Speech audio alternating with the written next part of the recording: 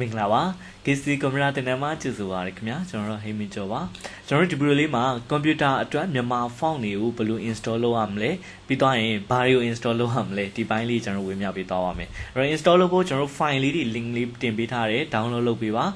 ပြီးတော့ရင် download folder တွေကိုသွားပါနော်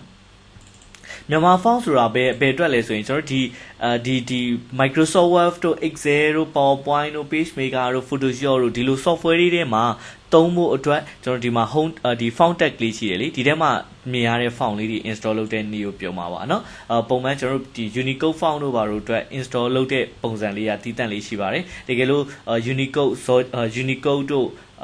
Unicode ပြည်ထောင်စု font ပေါ့နော်ပြည်ထောင်စု font install လုပ်တဲ့နေလမ်းလေးသိချင်တယ်ဆိုရင်တော့ကျွန်တော်တို့အရင်မှာရှေ့မှာကျွန်တော်တို့တင်ထားတဲ့ video လေးရှိပါတယ်page messenger လေးသုံးဖို့ comment မှာမေးလို့ရပါတယ်လိုအပ်ခင်ပေါ့နော်အခုဒီ video လေးမှာ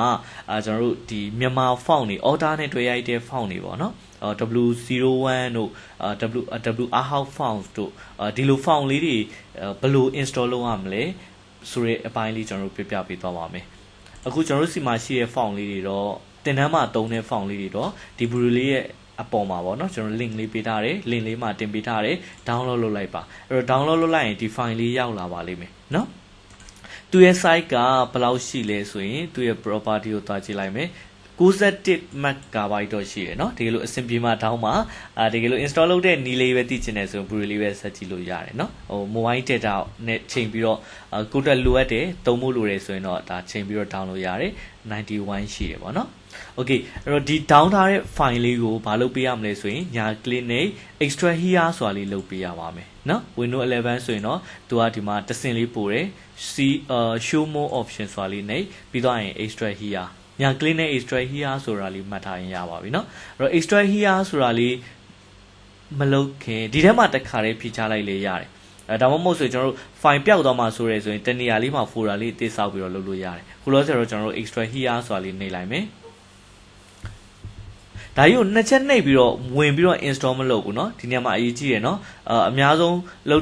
မှားတတ်တာကဒီ file ကိုနှစ်ချက်နှိပ်တယ်ပြီးတော့ဒီ folder ထဲဝင်တယ်ဒီမှာ font တွေတွေ့တယ်ညာ click ဆိုပြီးတော့ install ဆိုတာမတွေ့ဘူးဒီလိုသွားမှာမဟုတ်ဘူးသူ့ extract here လို့ဖြည့်ချလိုက်တယ်ဆိုရင်ဘာလေးပါလာပြီလဲဆိုဒီမှာ font ဆိုတဲ့ folder လေးပေါ့เนาะဒီမှာ all font ဆိုတဲ့ file လေးထွက်လာပါလိမ့်မယ် folder လေးထွက်လာလိမ့်မယ်เนาะဒီ file မဟုတ်ဘူးเนาะဒီပုံညာ click နှိပ်ပြီးဒီပုံနှစ်ချက်နှိပ်ပြီးတော့ဒီထဲကိုဝင်ပြီးတော့ install လုပ်မှာမဟုတ်ဘူးဒီ raw file တွေကနေ install လုပ်မှာမဟုတ်ဘူး extract here လုပ်ပြီးတော့ဖြည့်ချလာတဲ့ထွက်လာတဲ့ folder လေးထဲမှာသွားပြီးလုပ်မှာဒီမှာ all font ဆိုတဲ့ folder လေးထွက်လာလိမ့်မယ်ဒီထဲမှာသွားချာเนาะကိုမ file တွေများနေရာနည်းနည်းပြောင်းနေလိမ့်မယ်ရတယ်ဟိုပြဿနာမရှိဘူးဟို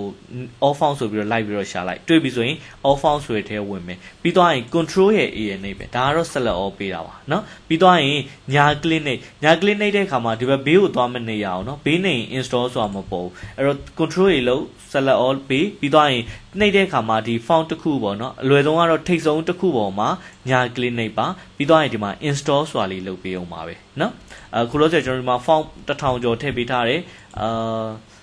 အများကြီးဆိုရင်အကြာကြီးဖြစ်နေလိမ့်မယ်เนาะအဲ့တော့လိုတလောက်လေးကျွန်တော်နမူနာလေးလုပ်ပြမယ်ဒီပိုင်းလေးဒါလေးကို select လေးပေးလိုက်မယ်ပြီးတော့ရင်ညာ click နဲ့ install ဆိုတာလေးလုပ်ပေးပါမယ်install ဆိုတာလေးနှိပ်ပေးပါမယ်เนาะဒီလိုတချို့ set တွေမှာ install ဆိုတာလေးနဲ့အဆင်မပြေဘူးဆိုရင် install for all user ဆိုတာလေးလုပ်ပေးပါအဲ့တော့ပုံမှန်တော့ install ဆိုတာလေးနှိပ်မယ်ဒါကရှိထားပြီးသားဆိုတဲ့ data လေးပေါ်တာပါအမှန်ကြီးလေးချစ် yes ဆိုတာလေးပေးပါပြီးတော့အမှန်ကြီးလေးချစ်တကယ်လို့ error တက်လာတယ်ဆိုလဲအမှန်ကြီးချစ်ပြီးတော့ close တချို့ font တချို့အထဲမှာ install လုပ်မရတဲ့ font လေးရှိတယ်เนาะအဲ့တော့အမှန်ကြီးချစ်ပြီးတော့ close ဆိုတာလေးလုပ်ပေးပါ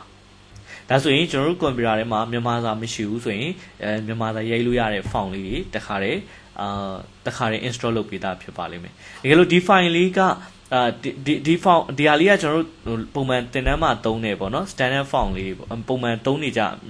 font လေးတွေထဲမှာထည့်ပေးထားတယ်တကယ်လို့ကိုကတခြားတငယ်ချင်းစီကိုတွားလို့သူ့ set ထဲမှာထည့်ထားတဲ့ font လေးကိုကသဘောကျလို့ကူးယူလာချင်တာမျိုးဆိုရင်ဘယ်ကနေတွားပြီးတော့ကူးလို့ရလဲဆိုရင်ဒီ font လေးတွေကို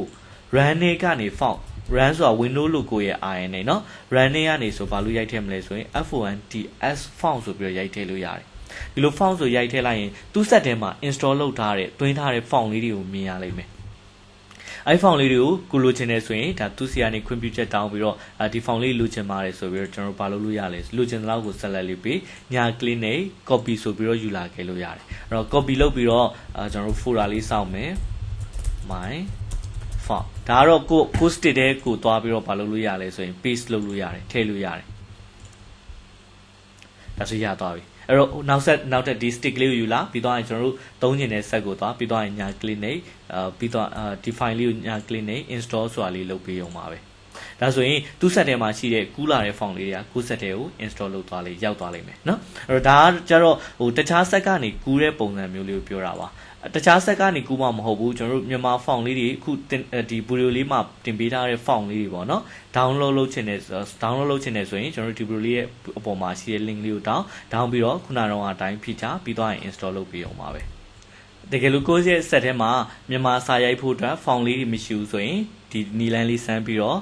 ဒီ file လေးတွေ down ပြီးတော့အခုနီလန်းလေးတိုင်း install လုပ်ကြည့်လို့ရပါတယ်အဲ့တော့ဒီသင်ခန်းစာလေးအားလုံးအတွက်အကျိုးရှိလောက်မလို့ထင်ပါတယ်